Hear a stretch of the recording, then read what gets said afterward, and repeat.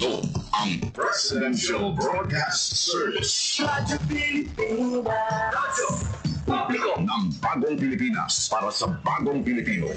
Naghahatid ng mahahalagang balita at impormasyon na buugnay ng pamahalaan sa sambayanan. Tulay sa himpapawid ng serbisyo publiko. Radyo Pilipinas. Radyo Publiko. Ang boses ng Pangulo sa Iloilo. Radyo Pilipinas. 585 AM. Usapang Agrikultura. Ang inyong source of daily agri-news. Talakayang siksik sa kaalaman. Atin ang impormasyon mula sa pamahalaan. Pagpapayaman sa ating mga likas na yaman para mas mapaunlad pa ang isa sa mga paunahing kabuhayan sa ating bayan. Usapang Agrikultura. Dito lang sa Radyo Pilipinas.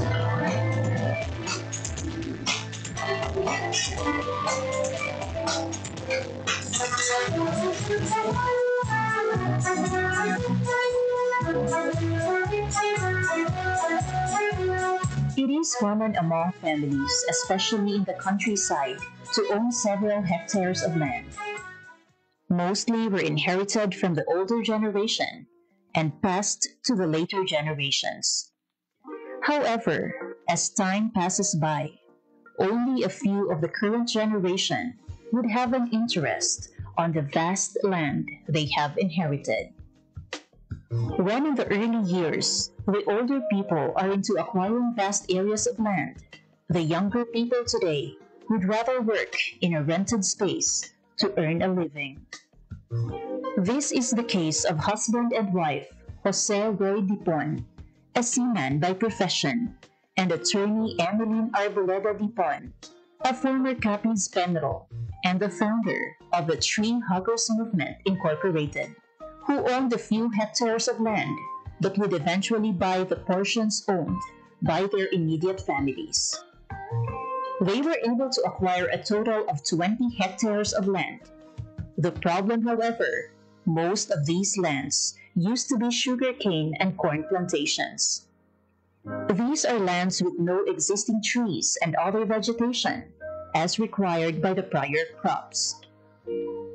Seeing the sorry state of the land, they decided to start planting it with fruit trees, and with the help of a friend who offered them seedlings of cacao trees under a pay-later scheme, they made the first step of what is now a plantation of more than 3,500 fruit-bearing cacao trees, covering at least 4 hectares of land, and the planting continues today. They have also started planting other fruit-bearing trees. As Jose would say, they planted the cacao trees without any prior knowledge on how to take care of the crop and how to manage it. During the pandemic, Jose decided to stay for good and get serious with farming and cacao planting. He attended several trainings about cacao management and value-adding products. This gave birth to the Dariagan Arboleda and Dipon, or Dad's Farm in Barangay Old Gia, Maayon, Capiz. He encouraged his immediate families, who also own lands, to plant cacao trees, and the farm workers in the farm are his relatives, giving them the opportunity to earn income without staying away from their families. It was not a smooth sailing experience, however. They were learning along the process of planting the trees up to its fruit-bearing trees. Typhoon Agaton back in April 2022 battered most of his cacao trees, which made Jose frustrated. It was in one of the trainings sponsored by the Department of Agriculture Western Visayas. Jose's passion reignited after one of the speakers told him to consider his losses as an investment. While they have started producing tablea back in 2015, Jose and Emeline decided to start producing chocolates in 2022 after he retired working overseas. Today, Ogia, the chocolate brand, which got its name from their barangay, is seeing supply around Capiz and Iloilo. They have also brought their chocolates to Manila, especially during exhibits. Ang tiyempo gid lang ya ang nagtulod sa akon nga maggulpi untat sa pagka OFW pagkasiman tungod sa pandemic. Do nahadlok man ko nga at that time grabe gid ang infection sa all over the world.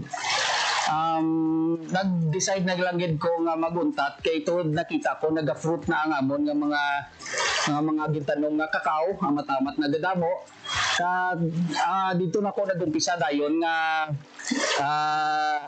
ibalik namon ang tradisyon sang pag-ubra sang tableya.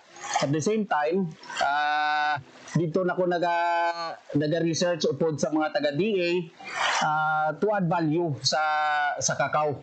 So dito nag-umpisa na ang paglantaw ko sa fine chocolates na bean to bar. Sa umpisa, ang bulig nga una nga ginhatag sa akon sang DA is encouragement. Tungod nga nakaumpisa na kami, gindugangan na nila ang amon nga mga knowledge sa pagtanong, sa pag-propagate paged, kag ang isa paged is may mga interventions na sila like mga seminars. Dito giko na appreciate ko gid ang mga seminars kay kadamo-damo gid ko natun-an. Aside from that nga hindi gid ko ya nagdako sa uma, city boy ako ya. So wala gid ko idea. Ang DA lang gid ang nakahatag sa akon sang basic knowledge. Dito man nag-umpisa ang akon nga love sa pagpanguma, no? Hindi lang nga mambal naton nga doon napilitan lang kundi nga nagustuhan ko gid kag nahiligan ko na ang pagpanguma. Kag ang DA madamo na sila sang ginpangatag sa akon ng mga sa amon nga pag harvest ining mga tray namon, ang mga water impoundment namon ining mga drums, ang rotavators, greenhouse, ang technical support, kag ining may mga ginahatag sila nga mga abuno man. On the other hand, their production averages 1,000 bars a month. They are now producing 70% dark chocolate, milk chocolate, dark chocolate with nuts, milk chocolate with nuts, white chocolate with cacao nibs, and keto sugar-free chocolate. In the recently concluded Cacao Congress in Cebu City, Dad's Farm Chocolate placed third in the Philippine First Flavored Tableya Making category out of 25 MSMEs in Waterfront Hotel Cebu last July 29, 2024. He infused red mullet, or oven-cooked salmonete, and nipa syrup in his Tableya entry, proving that the chocolates produced in Capiz are now at par with the quality of other established producers across the country. Through the High Value Crops Development Program, or HVCPD, of the Department of Agriculture Western Visayas, Dad's Farm received additional farm support and implements.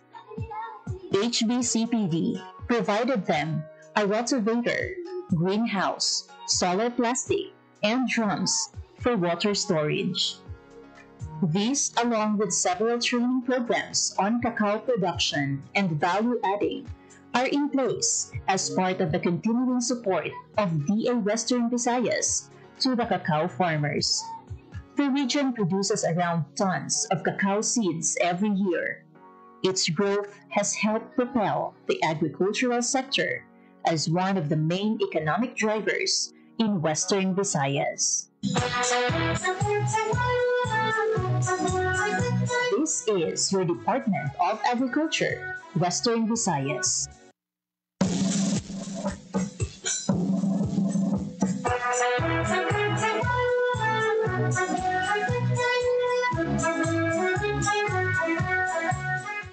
Maayong aga sa aton tanan mga tagpalamati sa aton mga tumalanaw over Facebook Live and our full frequency sa aton radio station.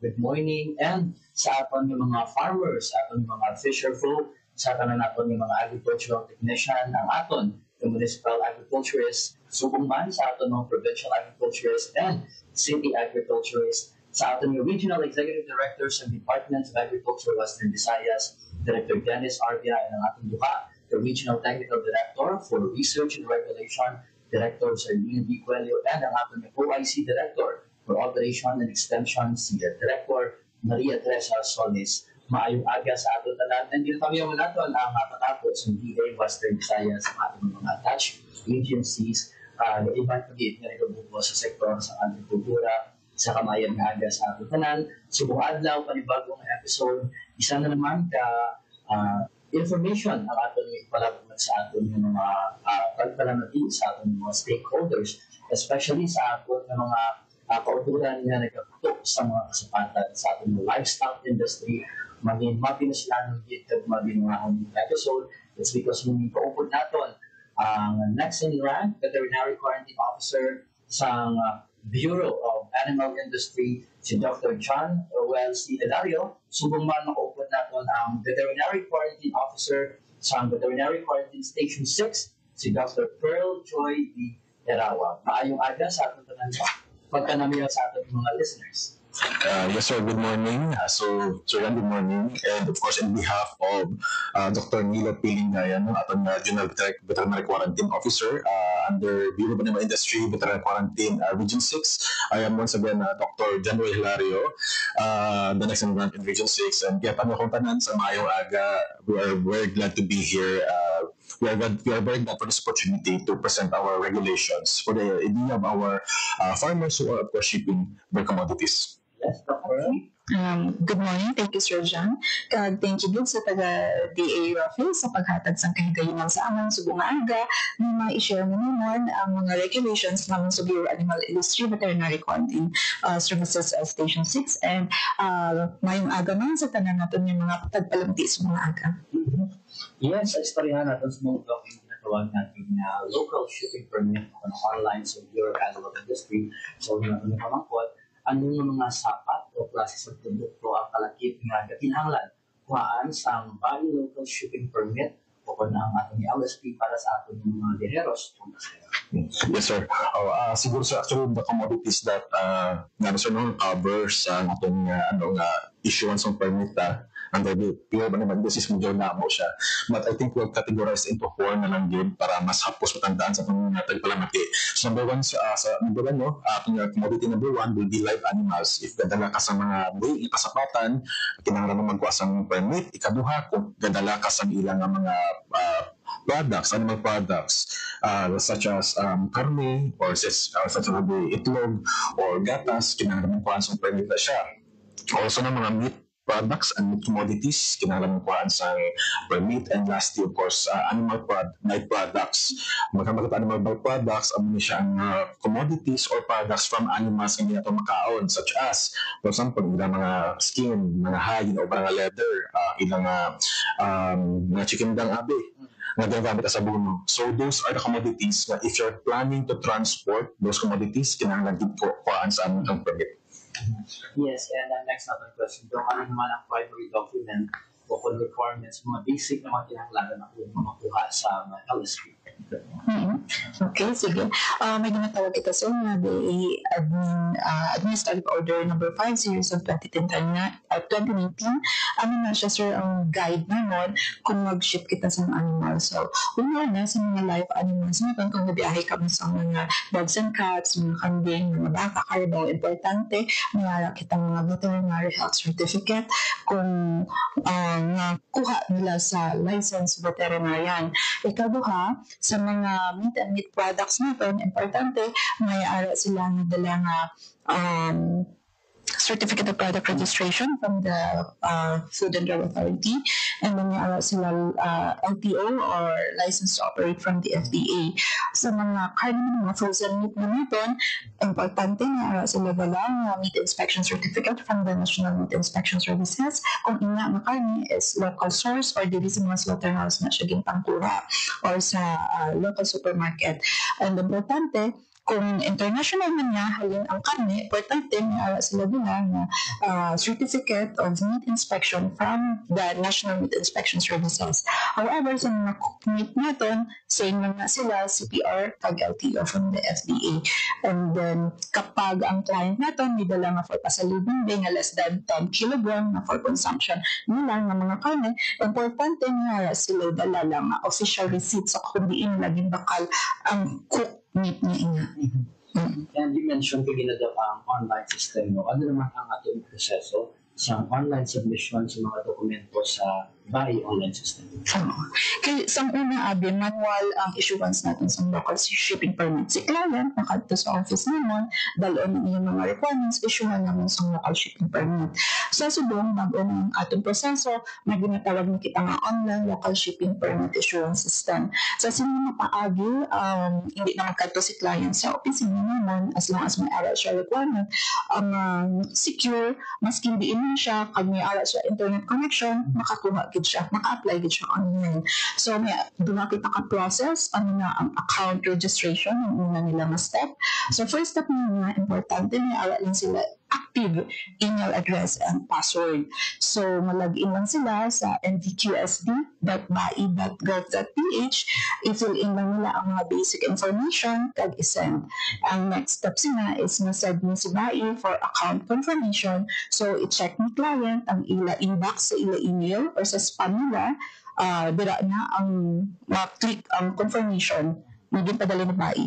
So once confirmed ang email, username, and password, ang third step sina is ang application process. So kadto kagihapon sa nvqsd.bai.gov.ph, i-login mo ang inyong active email account, i-register kagina, kag ang email password, and then i-fill up natin ang mga basic information natin, kag ang mga shipping details natin. After sina, i-attach natin ang mga requirements na ginapangayo sa BAAO 5, and then after sina is isend the dime natin. So from there, mabato na sa system naman and kami sa BAI ang ma-review and ma-approve na dahil sa local shipping permit nila. And speaking of approved, ano naman ang criteria sa pag-approve o pag-deny sa BAI 6 application system? Kung sa pag-approve sa atong shipping permit, importante, compliant din sila sa DAO 5 na ginapagayo ang mga requirements. So, pag-comply sila, approved sila. Once na ang mga cases na nagkakadinay ang ila application is, for example, kulang ang ila documents na attach. Ikaduha, sila ang na-indicate nila na shipping details, kung sala ang documents na gina-attach nila, or probably may error sa documents, o di kaya expired ang documents na na-attach, ano na ang kaso na nagkakadinay ang ila application. And ano naman daw ang mga tikang, for example, for some instance, kung sala sa online application?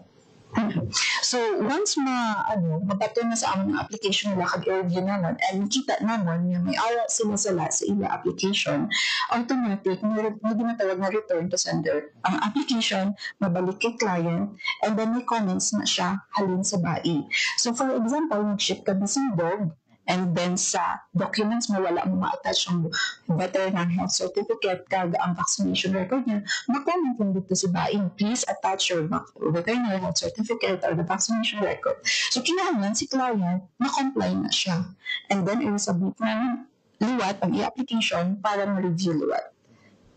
And speaking of time frame naman yan daw, ano ang madugayon o parang time frame para sa pag-proseso ng application pagkatapos ma-submit sa online local system, yung online local shipment permit system?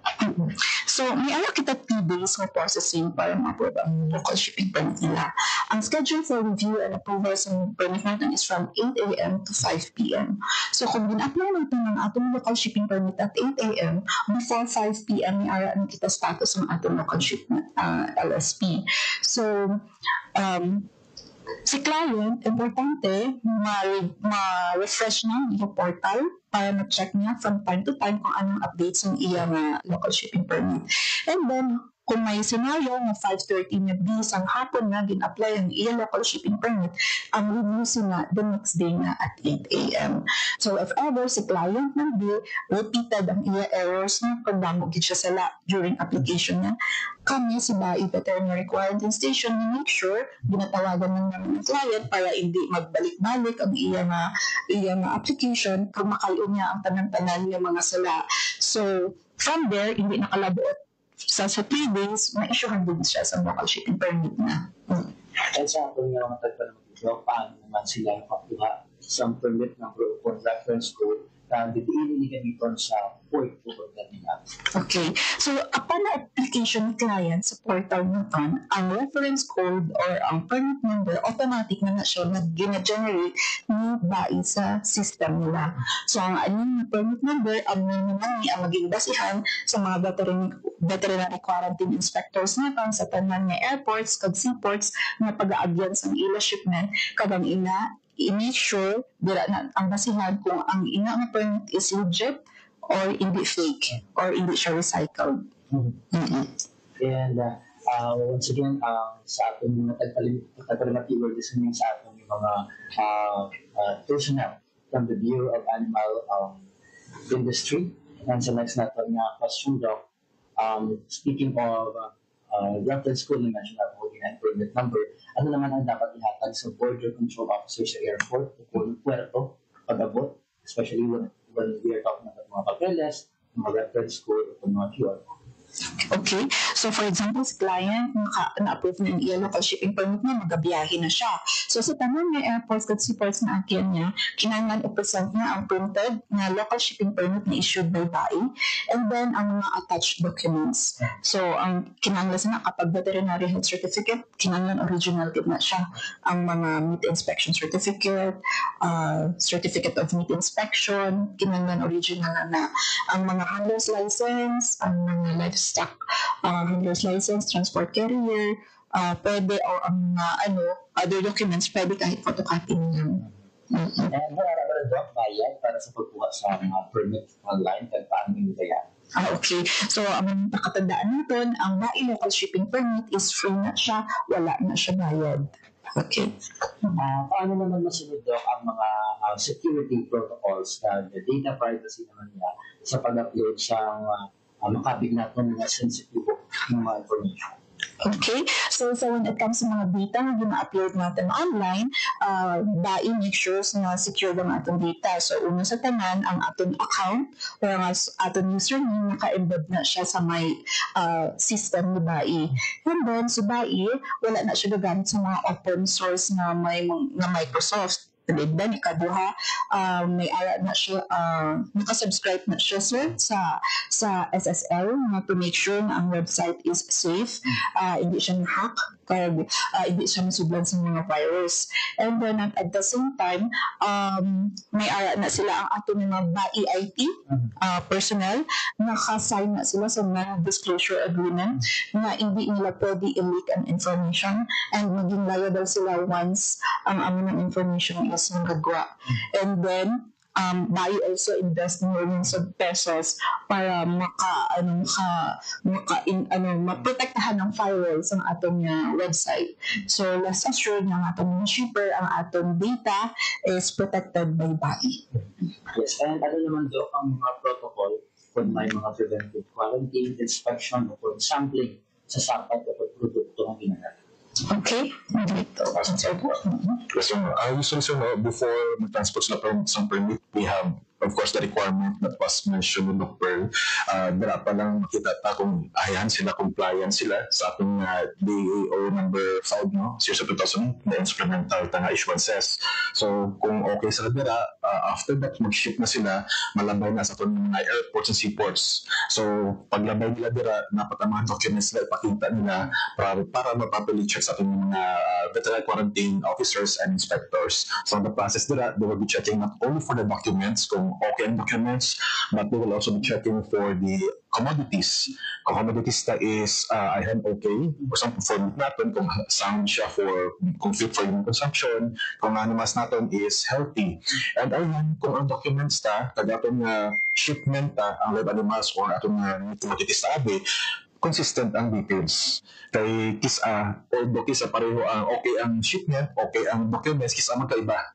So those are the things that we are checking to make sure na compliant at mga shippers and tapos safe man kag healthy ang receipt ng commodities from the origin to sa destination. Paano naman, Doc, mo i-coordinate sa bayan ang information sa customs, National Customs, mga port authorities ka, airport communication? Alright. Actually, sana sir, depende sir, actually sir, sa sa concern natin if the concern natin is domestic or international.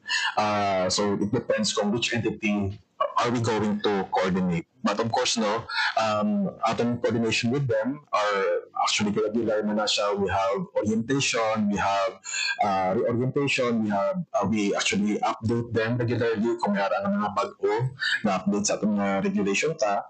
Also, as I said earlier, kung depende sa concern kung ay international siya or domestic. Normally, if kag-convince na Puerto Agi, for example, kung bago sila sa airport, we'll be coordinating with, of course, the PNP MCU or PNP natin sa airport and also the Civil Aviation Authority of the Philippines. Kung ano naman, kung malabay sila sa seaport, makaroon kita with either the private port or the PPA, Philippine Ports Authority, and of course, the Coast Guard as well, and natin na PNP sa mga port as well. On top of that, if domestic ang concern, on top of those mentioned ng mga agencies, usually we contact with LGU. However, kung international naman siya, we coordinate as well with the CIQ, what we call CIQ, or the Customs, Immigration, and Quarantine na group. Kasi those are our partners kung international naman. And ano naman ang proseso when we are talking sa renewal o kung pag-extend sa online permit kung kulang pa ang validity? Okay. Ang local shipping permit natin is valid for 7 days. So, hindi na siya pwedeng recycle or magamit ng liwat. So, for example, in one day, mabiyahe ako pa kadto Guimaras, makuha ako local shipping permit from Iloilo to Guimaras. Kapag kahapon, kung from Guimaras ako, mabalik ako Iloilo, kinahanglan, magawad ako liwat sa shipping permit from Guimaras to Iloilo. Ang mga requirements na gina-attach nila is kinahanglan mag-uman. Hindi mo pwedeng ma-recycle ang mga documents na gina-attach nila. So, kuha naman sila sa bagong mga requirements. And so talking about penalty of fines, nakalima ng mga penalty o fines kung, for example, magsala sa protocols pareho sa late submission o kulang ng dokumento. Okay. So, for example, na sila sa seaport or airports and upon apprehension or inspection sa mga veterinary quarantine inspector natin and nakita ang isa ka scenario is kulang ang inyong documents na nadala. So, paghahatagan ka sa within 24 hours para mo sa itong mga minor violation na makahatag kami consideration. But however, kapag ang inyong case is mga fake documents, gin-recycle ng documents, gin-tamper na ang documents, automatic na siya return to origin. So, return sa ginhalina niya ang among magiging sanction nila. Or, ang inyong na return to origin, ikaw na mabayad sa shipper sang gastos na pagpabalik na sa animals.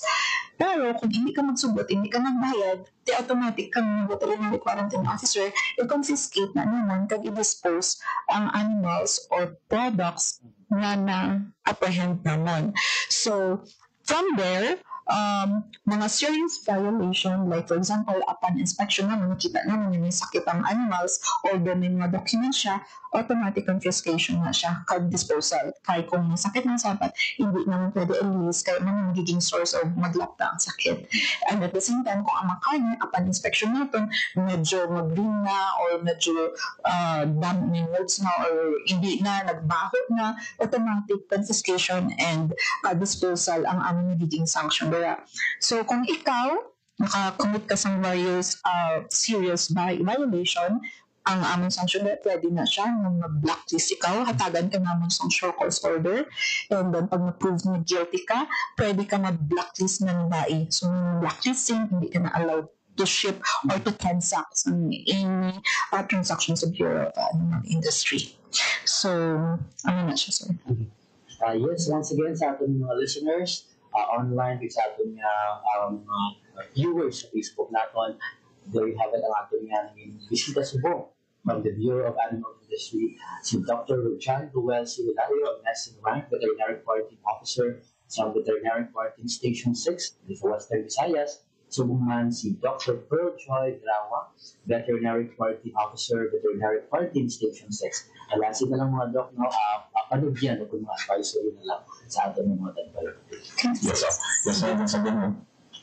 Once again, thank you so much sir, for this opportunity. And on behalf of Dr. Milo Pilingaya, we would like to thank DA Rafis, and of course Sir James, and also our Red, Sir Dennis Arpia, for having this opportunity to, of course, once again broadcast and update everyone sa regulation naman as far as live animals and animal products is concerned. So, maraming salamat for this opportunity, and hope we will be aware and also will be able to be compliant lang sa regulation to avoid those violations mentioned earlier by Dr. Sige. Okay. Thank you din sa tanya pagpalamati subong nga aga. Kung may ara pa ka nga dugang panangkutanan, open din ang amon niya Facebook account. Pwede niyo siya i-follow pag i-like. Veterinary Quality Services Western Visayas. So, may messenger dira, pwede niyo mapian ang inyong mga questions. Once again, sa atong mga tagkalamati sa atong tanan nga nag-aamli sa sektor sa agrikultura, maraming din salamat. Sa sunod ng episode, panibago na naman ang atong mga bisita. Maging-open natin ang pila ka mga personnel sa National Meat Inspection Service. Bantayan natin sa atong masunod ng episode sa atong programa. Sa liwati si John Candelario from the Regional Agriculture and Fisheries Information Section sa Department of Agriculture, Western Visayas. Maayong aga sa ating tanan.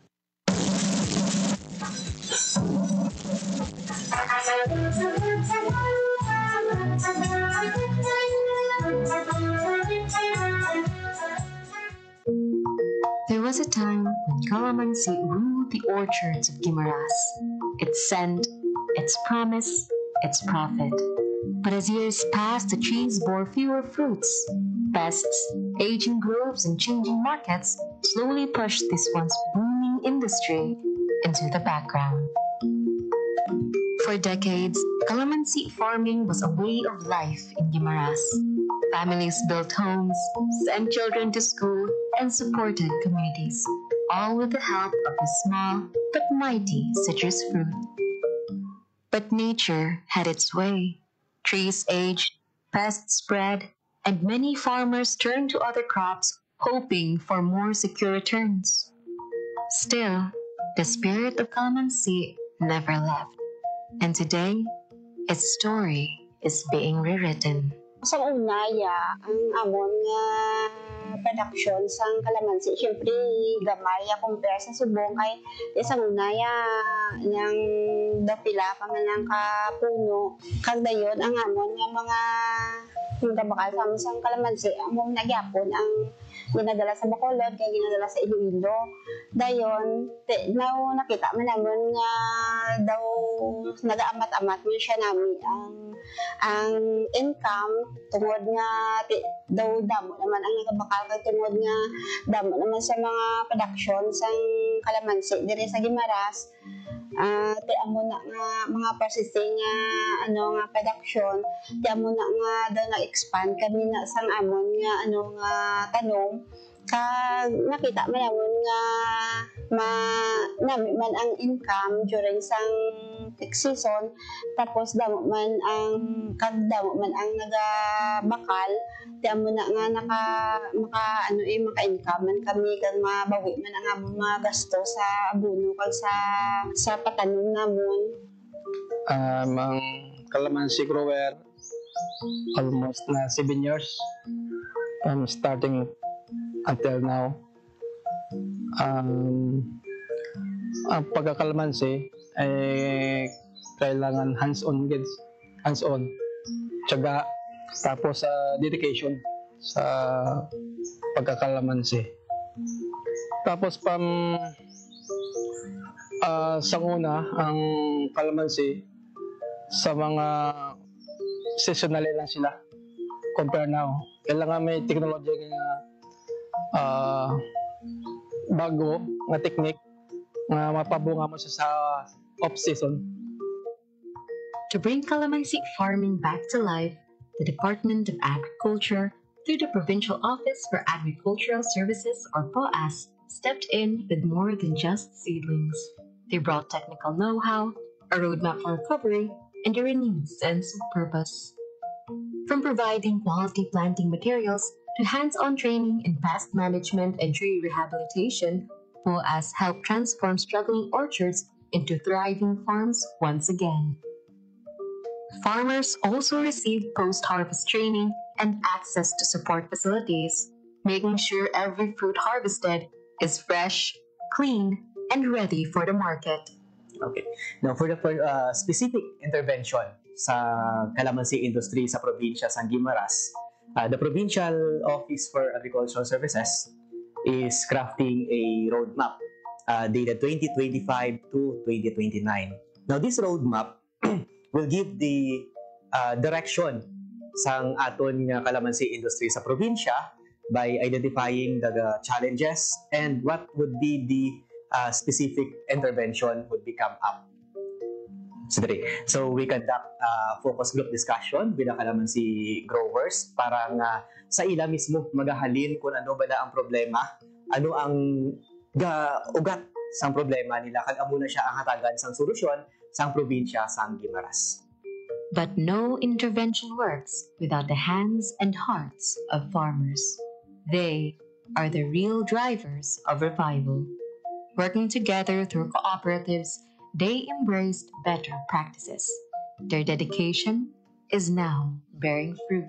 Si GBMPC nakabuligid sa calamansi farmers ang Guimaras paagi sa pag-extend sang loan para nga ma-avail sa mga members sa maintenance sang ilang mga calamansi plantation kag nahatagan man sila access sa market na